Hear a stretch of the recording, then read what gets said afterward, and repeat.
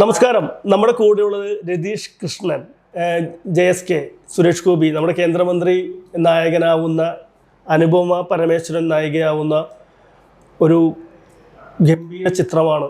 അതിൽ ഒരു എന്താ പറയുക, തിരിച്ചറിയാവുന്ന അല്ലെങ്കിൽ അതിഗംഭീരമായ റോൾ ചെയ്തിരിക്കുന്ന, നല്ല പെർഫോമൻസ് കൊണ്ടും എന്താ പറയുക ആളുകളെ പിടിച്ചിരുത്തുന്ന ഒരു റോൾ ചെയ്തിരിക്കുന്ന രതീഷ് കൃഷ്ണയാണ് നമ്മുടെ കൂടെ ഉള്ളത്.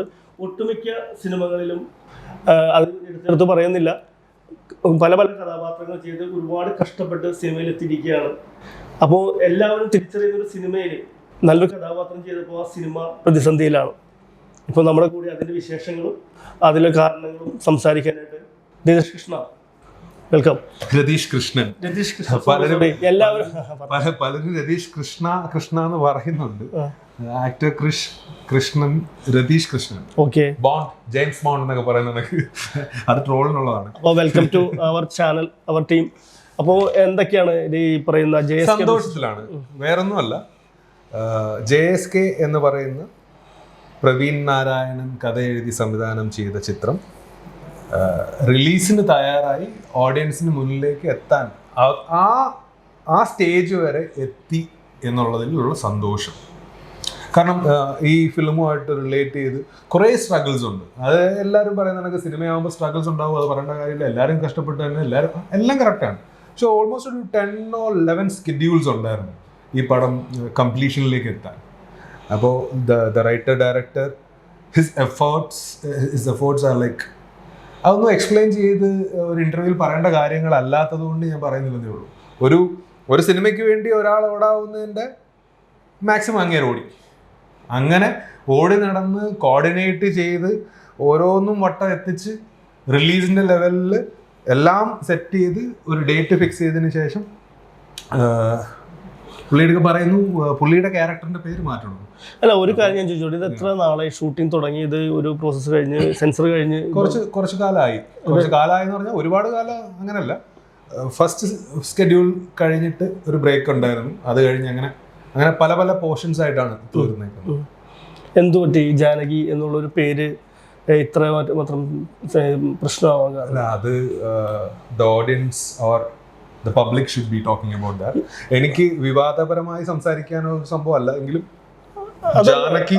കേരളത്തില് ഇപ്പൊ ഒരു അഭിപ്രായ സ്വാതന്ത്ര്യം കാര്യങ്ങളൊക്കെ ഉള്ള ഒരു നാടാണ്. അത് കേരളത്തിൽ മാത്രമല്ല, ഇന്ത്യയിൽ ജനാധിപത്യ നാടാണ്. ഇപ്പൊ ജാനകി എന്നുള്ളൊരു പേര് ഇത്ര ഇഷ്യൂ ആയിട്ട് ഇത് ഗവൺമെന്റ് ആണോ അതിന് പ്രശ്നം? അത് സെൻസർ ബോർഡ് ഫുൾ സെൻസറിങ് കഴിഞ്ഞ് UA സർട്ടിഫിക്കറ്റ് കിട്ടിയ ഒരു മൂവി എന്തുകൊണ്ട്? അപ്പൊ ഇവിടെ അഭിപ്രായ സ്വാതന്ത്ര്യം ഇല്ലേ? ഇതിപ്പോ ഇതിനെനിക്ക് റെഫർ ചെയ്യാൻ ഞാൻ നേരത്തെ പറഞ്ഞ കണക്കേ ഉള്ളൂ. എൻ്റെ അച്ഛൻ്റെ പേരൊന്നും മാറ്റിയായിരുന്നേ കൊള്ളായിരുന്നു. അച്ഛനെ എല്ലാവരും ഉണ്ണി എന്നാണ് വിളിക്കുന്നത്, അമ്മയെ സീത എന്ന് വിളിക്കുന്നുണ്ട്. റാമായിരുന്നെങ്കിൽ പൊളിച്ചേനെ എന്നുള്ളൊരു ചിന്ത ഉണ്ടായിരുന്ന ഒരു കൊച്ചു പയ്യൻ. ഞാൻ ഒരു 7 വയസ്സ് 6 വയസ്സുള്ളായിരുന്നപ്പോൾ ഞാൻ ചിന്തിച്ചിരുന്നു. അപ്പം ഈ ജാനകി എന്ന് പറയുന്ന ക്യാരക്ടർ സീത എന്നുള്ളതായതുകൊണ്ട് ജാനകി പാടില്ല, ജാനകി വേഴ്സസ് സ്റ്റേറ്റ് ഓഫ് കേരളയിൽ ജാനകി മാറ്റി വേറെ എന്തെങ്കിലും പേരാക്കിയാൽ ഓക്കെ എന്ന് പറയുന്നതിനോട് എങ്ങനെ യോജിക്കാൻ പറ്റും? ആ 7 വയസ്സുകാരൻ്റെ സ്റ്റാൻഡേർഡിൽ അല്ലെങ്കിൽ ആ ഒരു ചിന്താഗതിയിൽ അതിനേക്കാൾ കുറച്ചുകൂടിയെങ്കിലും ഉയർന്ന് ചിന്തിക്കേണ്ട ആൾക്കാരല്ലേ? 7 വയസ്സല്ലല്ലോ ആർക്കും ഡിസിഷൻ മേക്കേഴ്സ് ആയിട്ട് ഇരിക്കുന്ന ആൾക്കാർക്ക് 7 വയസ്സല്ല പ്രായം. ഇതിൽ 3 കാര്യങ്ങൾ എനിക്ക് തോന്നുന്നതാണ്. ഒന്ന്, ഇത് നിങ്ങൾ ഈ എമ്പുരാൻ സിനിമയ്ക്ക് ഇറങ്ങിയപ്പോൾ വിവാദം ഉണ്ടാക്കിയ പോലത്തെ ഒരു കാര്യമാണോ ഇത്? കാരണം ഇതിൽ കേന്ദ്രമന്ത്രി ഞാനത് നേരത്തെ പറഞ്ഞിരുന്നു. ഈ സിനിമയുടെ നായകന്റെ പേര് സുരേഷ് ഗോപി എന്നാണ്, super star Suresh Gopi. Okay, പുള്ളിക്കാരൻ വീണ്ടും വക്കീലായിട്ട് വരുന്ന, അത്യാവശ്യം ഫയർ ബ്രാൻഡ് എന്ന് ഓൾറെഡി എല്ലായിടത്തും സംസാരമായ ചർച്ചയായി കത്തി നിന്ന ഒരു പടത്തിനകത്ത് വീണ്ടും അനാവശ്യമായി പബ്ലിസിറ്റിക്ക് വേണ്ടി, അതും ഒരു സെൻട്രൽ ബോഡിയെ തന്നെ ഡിഫെയിം ചെയ്യുന്ന രീതിയിൽ വേണമെങ്കിലും സംസാരിക്കുന്ന ആൾക്കാരുടെ ഒരു സിറ്റുവേഷൻ ഉണ്ടാവാമെന്ന് അറിഞ്ഞിട്ട് അതൊരിക്കലും സംഭവിക്കില്ല. കാരണം മെയിനായാലും ബേസിക്കലി ഈ ഇതിൻ്റെ ക്രിയേറ്റർ കടന്നു പോകുന്ന ആ ഒരു മെൻ്റൽ സ്ട്രെയിൻ എനിക്ക് പേഴ്സണലി കുറച്ച് നന്നായി അറിയാവുന്ന ഒരു ആളും കൂടി ആയതുകൊണ്ട് അത് ചിരിച്ചു കളയാനേ പറ്റുള്ളൂ. പറയുന്നവർ പറയട്ടെ എന്നുള്ളൊരു. അങ്ങനെയാണെങ്കിൽ നിങ്ങൾക്കൊരു കാര്യം ചെയ്തുകൂടെ? ഇപ്പൊ ജാനകി ഇത് ബൈബിളോ അല്ലെങ്കിൽ എന്തെങ്കിലും ഭഗവത്ഗീതയോ രാമായണോ മഹാഭാരതമോ അല്ലെങ്കിൽ ഖുറാന്റെ ബന്ധപ്പെട്ട കഥയൊന്നും അല്ലല്ലോ, ഇതൊരു സൃഷ്ടിയാണ്. നിങ്ങൾക്ക് അതിന്റെ പേര് മാറ്റിക്കൂടെ? ജാനകി എന്നുള്ള മാറ്റിയിട്ട് വേറെ അത് സിനിമ കണ്ടതിന് ശേഷം നിങ്ങൾ ഈ ചോദ്യം ചോദിക്കില്ല എന്ന് എനിക്ക് വിശ്വാസമുണ്ട്. കാരണം അത് ആ കഥാപാത്രവും കഥാസന്ദർഭങ്ങളും പ്രവീൺ നാരായണൻ എന്ന ഡയറക്ടർ റൈറ്റർ എന്താണോ ഓഡിയൻസുമായിട്ട് കമ്മ്യൂണിക്കേറ്റ് ചെയ്യണത് അതൊരു ഇന്റൻസ് സബ്ജക്റ്റാണ്. ഞാൻ പറഞ്ഞില്ലേ, ഇതിപ്പം JSKക്ക് ഒരിക്കലും അങ്ങനെ ഒരു പബ്ലിസിറ്റി സ്റ്റാൻഡിന് ആവശ്യമില്ലെന്ന് പറഞ്ഞ കാര്യം ഇതിന്റെ കോണ്ടന്റ്, ആ ഒരു കോണ്ടന്റ് ഇതിനു മുമ്പ് ഞാൻ ഇന്റർവ്യൂസ് പറഞ്ഞിട്ടുള്ള അത് ചുമ്മാ എടുത്ത് വെച്ചു കൊടുത്താൽ മതിയാണ്. ജസ്റ്റ് ചുമ്മാ അത് പ്രസന്റ് ചെയ്ത് കഴിഞ്ഞാൽ, ഓഡിയൻസിന്റെ മുമ്പിൽ പ്രസന്റ് ചെയ്ത് കഴിഞ്ഞാൽ അത് വിൽ ജസ്റ്റ് ഗോ ഓൺ. അങ്ങനെ ചർച്ചയാവാൻ പറ്റിയ, ചർച്ചയാവുമോ എന്ന് ഉറപ്പുള്ള ഒരു സബ്ജക്റ്റാണത്. അതിനകത്തേക്ക് സൂപ്പർ സ്റ്റാർ സുരേഷ് ഗോപി, അനുപമ പരമേശ്വരൻ, പിന്നെ ഈ സ്റ്റാർസ് എല്ലാം കൂടി ഇതിനകത്ത് വന്നു കഴിയുമ്പോൾ ഇതിനിയും കത്തിപ്പടരത്തേ ഉള്ളൂ. അല്ലാതെ അല്ല, ഞാനിപ്പോൾ കഴിഞ്ഞ ദിവസം ബി ഉണ്ണികൃഷ്ണൻ്റെ ഒക്കെ പ്രശ്നം അത് സംസാരിച്ചിട്ടുണ്ട്, അത് നോക്കുമെന്നൊക്കെയാണ് ഞാൻ കണ്ടിരുന്നത്. അതേക്കുറിച്ച് കൂടുതൽ ഞാൻ പറയുന്നില്ല. പക്ഷെ അപ്പോൾ അങ്ങനെയാണെങ്കിൽ ഇതിൻ്റെ പേര് മാറ്റി എന്ന് കഴിഞ്ഞാൽ ഇനി വരാൻ പോകുന്ന സിനിമകളുടെ എല്ലാവരുടെയും ജാനകി എന്നുള്ള സംഭവം ഇപ്പം മാറ്റി കഴിഞ്ഞു കഴിഞ്ഞാൽ ഇനി വരാൻ പോകുന്ന സിനിമകളൊക്കെ എല്ലാത്തിനും ഇതേപോലത്തെ ഈ അഭിപ്രായ സ്വാതന്ത്ര്യമുള്ള ഇന്ത്യ നാട് എന്നുള്ള ഒരു കൺസെപ്റ്റിനെ പൊളിച്ചെഴുതുകൂലേ ജാനകി എന്നുള്ളൊരു പേര്. ജാനകി ഇപ്പം ഇനി വേറൊരു സിനിമ വരാൻ പോവുകയാണ്, അപ്പോൾ അത് ബൈബിളിൽ വന്നേക്കണം, അല്ലെങ്കിൽ മറ്റേ ഇതിൽ ഓരോരുത്തരും ഖുറാനിൽ വന്നേക്കണം എന്നൊക്കെ പറഞ്ഞിട്ട് ഓരോന്നും മാറ്റാൻ ശ്രമിച്ചുകൊണ്ടിരിക്കൂലേ. അതാണ് മെച്യൂരിറ്റി ഇല്ലാത്ത രീതിയിലുള്ള ഒരു സംഭവമാണ് ഇത് എന്ന് ഞാൻ കോട്ട് ചെയ്യുന്ന രീതിയിൽ പറയണ്ട, എങ്കിലും അങ്ങനെ തന്നെയാണ്. അപ്പോൾ ഞാൻ നേരത്തെ പറഞ്ഞില്ലേ, ഒരു 7 വയസ്സുകാരനായ ഞാൻ അങ്ങനെ ചിന്തിച്ചിട്ടുണ്ട്. പക്ഷെ 7 വയസ്സ് കഴിഞ്ഞ് എനിക്ക് കുട്ടികളായി. രുദ്രകൃഷ്ണനും റിഹാൻ കൃഷ്ണനും. റിഹാൻ, രുദ്രൻ. അതെന്താ റിഹാൻ പേര്? വാട്ട് ഈസ് ദെയർ നെയിം എന്നുള്ളൊരു ചോദ്യം അത് പലവട്ടം ആവർത്തിച്ചുകൊണ്ട് എനിക്ക് പറയാൻ പറ്റാതെ. ഈ ഒരു പേരിൽ എന്തിരിക്കുന്നു എന്ന് പറഞ്ഞത് വേറെ ആരോ അല്ല, ദാറ്റ് വാസ് വില്യം ഷേക്സ്പിയർസ് വേർഡ്സ്. അത് വെണ്ടയ്ക്ക അക്ഷരത്തെ അടി എഴുതി വെച്ചിട്ടുമുണ്ട്. ഒരു പേരിൽ എന്തിരിക്കുന്നു അടിയിൽ വില്യം ഷേക്സ്പിയർ പേരല്ലേ. ജാനകിന് പേര് മാറ്റി വേറെന്തെങ്കിലും ചെല്ലമ്മയെന്നോ തങ്കമ്മയെന്നോ അല്ല ഏതെങ്കിലും ഒരു പേരിട്ട് ഇറക്കിക്കൂടെ എന്ന് ചോദിക്കുന്നതിനകത്ത് എനിക്ക് സത്യം പറഞ്ഞാൽ അതിന് മറുപടിയില്ല. ഞാൻ നിങ്ങളുടെക്കല്ല പറഞ്ഞത്, ഇത് വേറെ 1-2 ചർച്ചകളും ചോദിച്ചു. ആ ഒരു പേരല്ലേ അത് മാറ്റി? അത് ഒരു ഡയറക്ടർ, ഒരു ക്രിയേറ്റർ, അയാൾ നൊന്ത് പ്രസവിക്കുന്ന കുട്ടിയാടോ അത്. അയാൾ ഈ ലോകം അതിനെ എന്ത് പേരിട്ട് വിളിക്കണമെന്ന് അയാൾ ഓൾറെഡി 1000 സ്വപ്നങ്ങൾ കണ്ടിട്ടുള്ള മനുഷ്യനാണ്. ഈ സിനിമ എന്ന് പറയുന്നൊരു സാധനമുണ്ട്. അത് ഞാൻ ഇതിനു വേണ്ടി നമ്മൾ ഇങ്ങനെ അലഞ്ഞ് ഇറങ്ങിക്കഴിഞ്ഞാണല്ലോ, അത് ഷുവർ ഷോട്ടാണ്, അത് തിരിച്ചു കിട്ടും. It may like get channel ഒന്ന് പാസ് ഓൺ ചെയ്ത് പോകും. പക്ഷെ at the end you will be reaping the success or harvest over it is for what the effort you had put in. അത് വളരെ ഇമ്പോർട്ടൻ്റ് ആണ്. അപ്പം ഞാനത് എനിക്ക് ജാനകിയുടെ പേര് മാറ്റി വേറെ എന്തെങ്കിലും ഇട്ട് കഴിഞ്ഞാൽ നടക്കുകയല്ല. അല്ല, ഞാൻ പറഞ്ഞ അതൊരു ക്രിയേറ്ററിന്റെ തീരുമാനമാണ്. ഇപ്പം പ്രവീൺ നാരായണനെ എനിക്ക് അറിയാവുന്നിടത്തോളം കാലം I don't think he will be ready to do that. Being a perfectionist എനിക്കറിയാം. പുള്ളിയെ കൊണ്ട് ഒരു എന്താ പറയാ,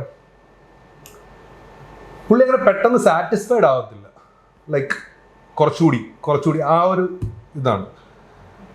ഇച്ചിരി ബോസ്ഫുൾ ആയിട്ട് എന്തായാലും ഇത്രയും ഇതായിട്ട് നിൽക്കും. സുരേഷ് ഗോപി സാർ എന്ന് പറഞ്ഞു, സുരേഷ് ഗോപി സാർ പറയുന്നത് എന്താണെന്ന് നിങ്ങൾ കേൾക്കുന്നതൊക്കെ ഞാനും കേൾക്കുന്നുള്ളൂ. നേരിട്ട് എൻ്റെ അടുത്ത് എന്തായാലും ഒരു മനോഭാവം ഉണ്ടാവുമല്ലോ, ജാനകി എന്നുള്ളത് ശരിയായില്ല, വേറെ മാറ്റണം എന്നുള്ളതൊന്നും പറഞ്ഞില്ല. കേന്ദ്ര സർക്കാരിന്റെ ഒരു അത്രയും ഇന്റേണൽ ആയിട്ടുള്ള പരിപാടികൾ ഞാൻ പറയുന്നതിനകത്ത് ഒരു കാര്യമില്ല. അപ്പൊ ഈ പറയുന്ന പോലെ നിങ്ങൾ ഇപ്പൊ സിനിമയിൽ പോലും കൈകടത്തലുകളും അഭിപ്രായ സ്വാതന്ത്ര്യം, ഇപ്പൊ മറ്റുള്ള ആളുകൾ പറയുന്നതാണ് ഇവിടെ രാവണില്ല, രാമനെ കേട്ടിട്ടില്ല, രാവണൻ ഉള്ളൂ എന്നൊക്കെ പറഞ്ഞ പോലെ ഇവിടെ അവർക്കൊക്കെ അഭിപ്രായ സ്വാതന്ത്ര്യങ്ങളുണ്ട്. ഇപ്പൊ സിനിമ വന്നു കഴിയുമ്പോൾ അതിന് അഭിപ്രായ സ്വാതന്ത്ര്യം ഇല്ല എന്നുള്ള രീതിയിലാണ് സിറ്റുവേഷൻ ഒരിക്കലും ഉണ്ടാവാൻ പാടില്ലെന്ന് എല്ലാ കലാകാരനും ആഗ്രഹിക്കുന്നത് അത് തന്നെയാണ്. ഇങ്ങനെ പേരുകൾ അങ്ങനെയാണെന്നുണ്ടെങ്കിൽ എൻ്റെ അമ്മായച്ചൻ്റെ പേര് രവീന്ദ്രൻ, അതൊരു ഇതാണ്. അച്ഛൻ രാധാകൃഷ്ണൻ ദൈവമാണ്, അമ്മ രുക്മിണി, സീത, പിന്നെ അടുത്തുള്ള രാധാകൃഷ്ണൻ. ഇത് ഹിന്ദുക്കളായിട്ടുള്ള ആൾക്കാരുടെ ഓൾമോസ്റ്റ് എല്ലാ പേരുകളും ദൈവങ്ങളുടെ പേരുമായിട്ട് കണക്റ്റഡ് ആണ്. അങ്ങനെ ചോദിക്കണേ എൻ്റെ പേരെന്താണ്? രതീഷ് കൃഷ്ണൻ. രതിയുടെ ഈശൻ രതി ദേവി. ഓക്കെ, രതിയുടെ ഈശൻ കാമദേവൻ. ഓക്കെ, അപ്പൊ കാമദേവൻ കൃഷ്ണൻ. ഇത് രണ്ടും കൂടി വന്നു കഴിഞ്ഞാൽ അത് വിപ്ലവമാണ്. അപ്പൊ എൻ്റെ പേരും കറക്റ്റ് അർത്ഥത്തിൽ അങ്ങനെ ഇന്റർപ്രറ്റ് ചെയ്യാൻ നിന്ന് കഴിഞ്ഞാൽ ഇവിടെ കാമദേവ കൃഷ്ണ എന്ന് പറഞ്ഞാൽ തീർന്നില്ലേ? അല്ല, ഒരു കാര്യം പറഞ്ഞു കഴിഞ്ഞാൽ അതെല്ലാം ഒരേ രീതിയിലായിരിക്കണം. അങ്ങനെ എത്രയോ കാമദേവ കൃഷ്ണന്മാരും ബാക്കി എത്ര ആൾക്കാർ കിടക്കുന്നു. ഇതെല്ലാരും കൂടി പേര് മാറ്റൽ മഹാമകം എന്ന് പറഞ്ഞ് വന്നാൽ എങ്ങനെ ഇരിക്കും? അപ്പൊ ഇതിനൊരു പരിഹാരം എന്നുള്ളതിൽ എന്താണ്? അബ്സേർഡ് ആയിട്ടുള്ള സാധനങ്ങൾ, ഒരിക്കലും അക്സെപ്റ്റ് ചെയ്യാൻ പറ്റാത്ത സാധനങ്ങൾ ഇനിയിപ്പോ ആര് പറഞ്ഞാലും ഞാൻ അക്സെപ്റ്റ് ചെയ്യത്തില്ല. അത് എന്റെ പേഴ്സണൽ ഇതാണ്.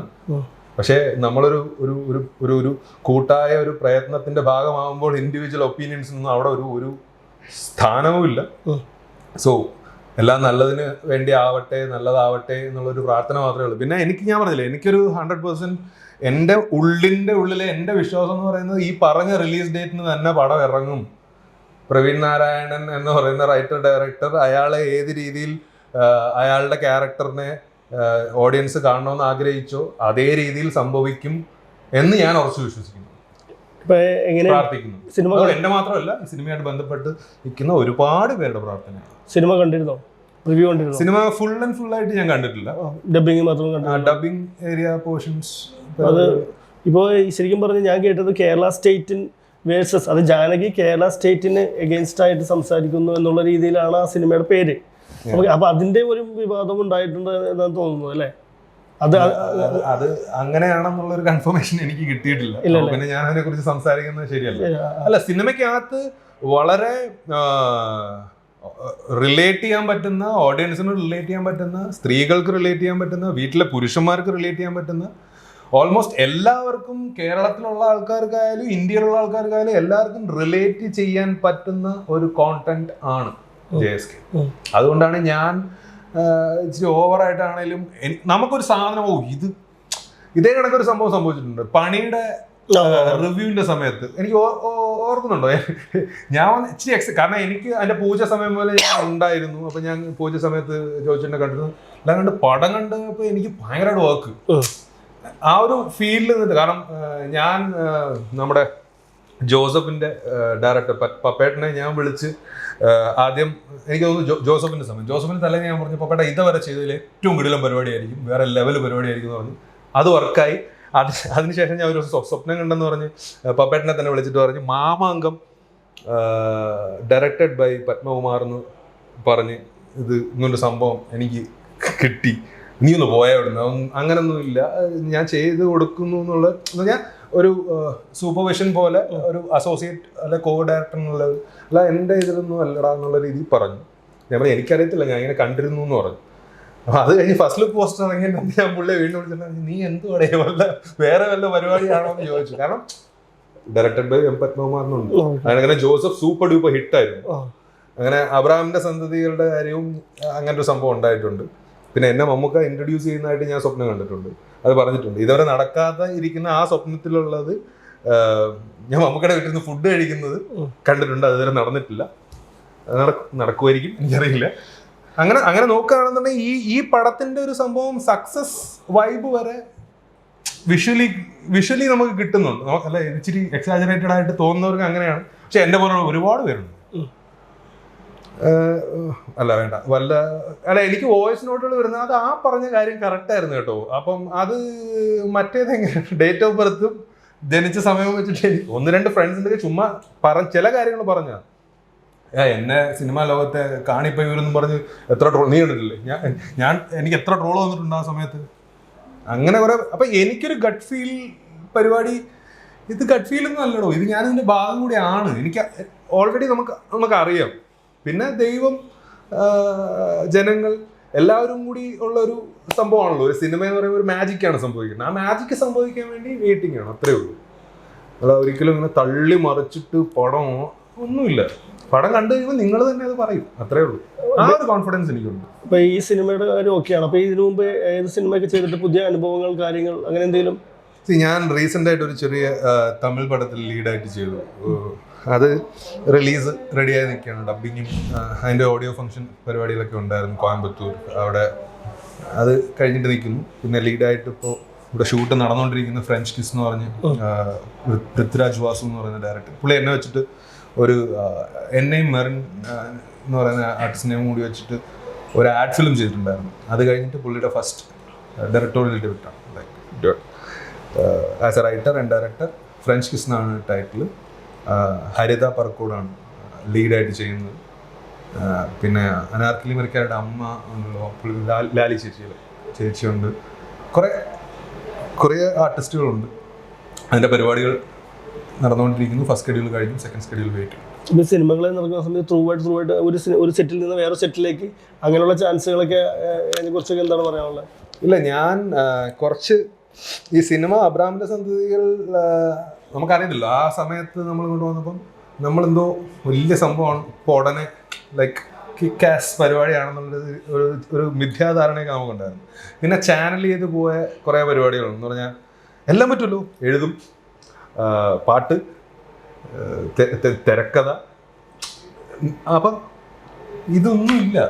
ആക്ടിങ് അതിൽ മാത്രം ഒന്ന് കോൺസെൻട്രേറ്റ് ചെയ്ത് നിൽക്കുമ്പോൾ അതിനിപ്പോൾ അങ്ങനെ ആയിരിക്കും. ഇതുവരെ എഴുതി വെച്ചിട്ടുള്ള എന്തെങ്കിലും അവിടെ ഉണ്ട്, അതുവല്ലോ ആവുകയാണെങ്കിൽ നിങ്ങൾ പറഞ്ഞല്ലേ നിങ്ങൾ എഴുത്തൊക്കെ നിർത്തിയത്, പിന്നെന്താ നിങ്ങളുടെ ഇതിൽ വരുന്നത്? ഓൾറെഡി ഉള്ള സംഭവങ്ങൾ എന്തെങ്കിലുമൊക്കെ ആവുകയാണെങ്കിൽ ഉണ്ട്. പുതിയതായിട്ടൊരു കഥ ഉണ്ടാക്കുവോ അല്ലെങ്കിൽ അങ്ങനെയുള്ള ഒരു പരിപാടി ഇനി ഉണ്ടാവില്ല.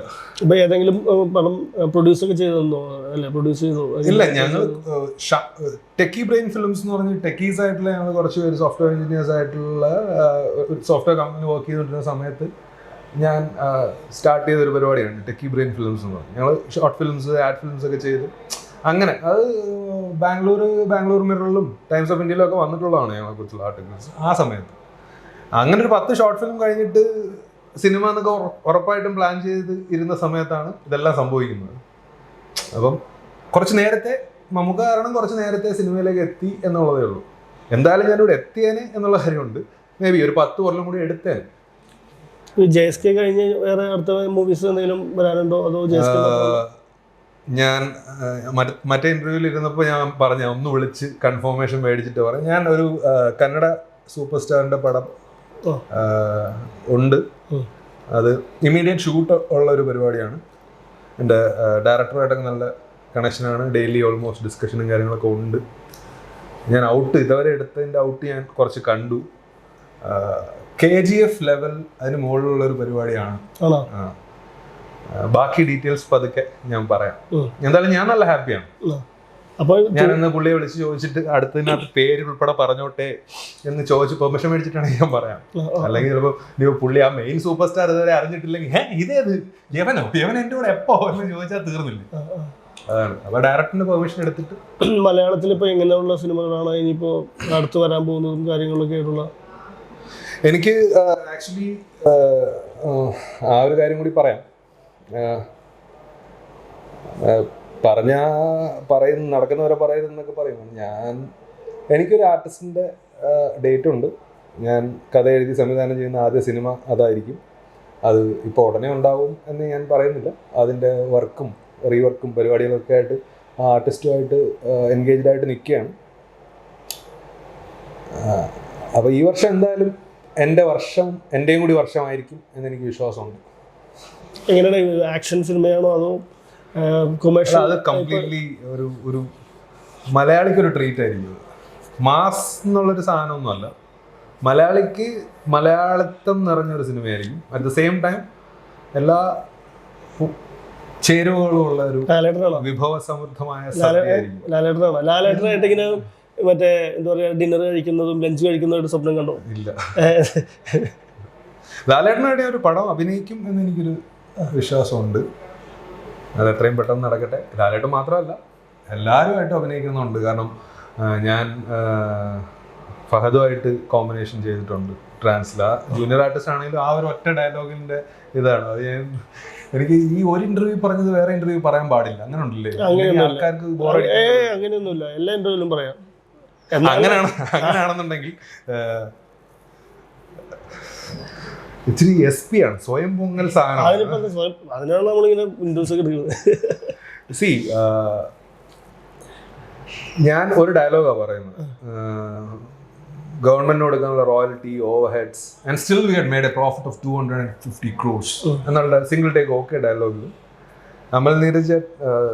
അമലേട്ടനും അമ്പുക്കയും കൂടി ഒരു രണ്ടുപേരും കൂടി ഡിസ്കസ് ചെയ്തിട്ട് ആ സമയത്ത് മൈക്ക് എടുത്തിട്ട് അമ്പുക്ക പറഞ്ഞു, ട്രാൻസിന്റെ ഷൂട്ടിന്റെ സമയത്താണ്, എല്ലാവരും ഉണ്ട്, ഫഹദുണ്ട്, നസ്രിയുണ്ട്, രാജേഷ് മാധവൻ ചേട്ടനുണ്ട്, അപ്പുറത്ത് ദിലീഷ് ചേട്ടനുണ്ട്, എല്ലാവരും ഉള്ള ഒരു 10-15 പേരുണ്ട്. ജൂനിയർ ആർട്ടിസ്റ്റ് ആണെന്ന് ഓർക്കണം.